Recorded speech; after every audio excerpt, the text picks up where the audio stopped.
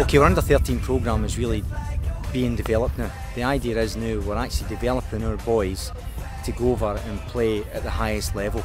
So for example's sake, these lads are now going to Gothenburg in Sweden to play in the Gothia World Cup. Here they're going to be playing against international squads that actually work a lot on their actual zones of play, methods of play, but also critically is actually the number of touches and key touches they can have in the ball.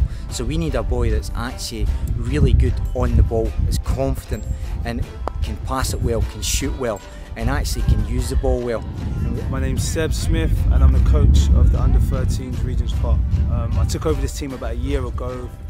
We've had a very good season. We come third in the league with a pretty small squad, and yeah, we've done really well. We got to the quarterfinals of the cup, went out to the team that actually won the cup. So I've seen massive progressions with these boys.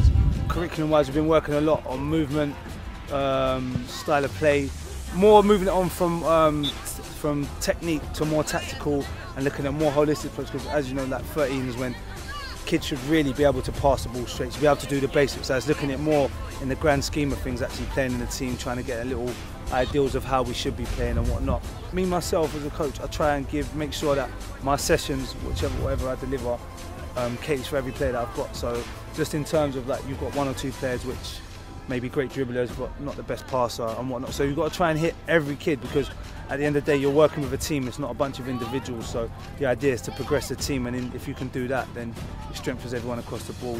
Being me personally, I've been telling my boys, and I've got it into the heads, that you do more off the ball than you do on. Since you only touch the ball for about 3 minutes of a game, you've got to be involved in everything else, which is movement.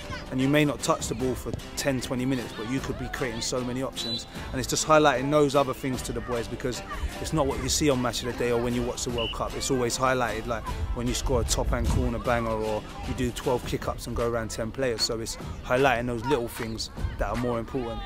Sometimes you do things without even realising. You don't understand, like, oh, why did I play the ball the outside of my boot? You just sort of do it instinctively. So it's letting them realise, oh, the reason why I did do it was because I had two men there and there was a tight gap. So really trying to hit home that there's more to it than just actually kicking the ball. And it's good if they can tell you what they're getting at something. It lets you know they're learning it. It allows you to actually monitor and evaluate where players are at. I mean, you've got some kids who don't like to talk, so you can sort of tell the ones that do and don't, so you sort of try and catch them by themselves and ask them a question and whatnot. To be honest, with this team, when I started with them, they never used to talk. We used to have training and they wouldn't really talk to each other. It'd be hello and that was it. There'd be no banter, there'd be no communication. It was very like, someone did a mistake, they'd be on each other's backs. But since I've been working with them and just getting a little banter, and I think there's a lot of other coaches that have come in and do the same, there's a nice sort of vibe around it, and a lot of the boys have become friends outside of it. It's good for them. Football is more than just football. I think it's a great learning tool for them to develop as people.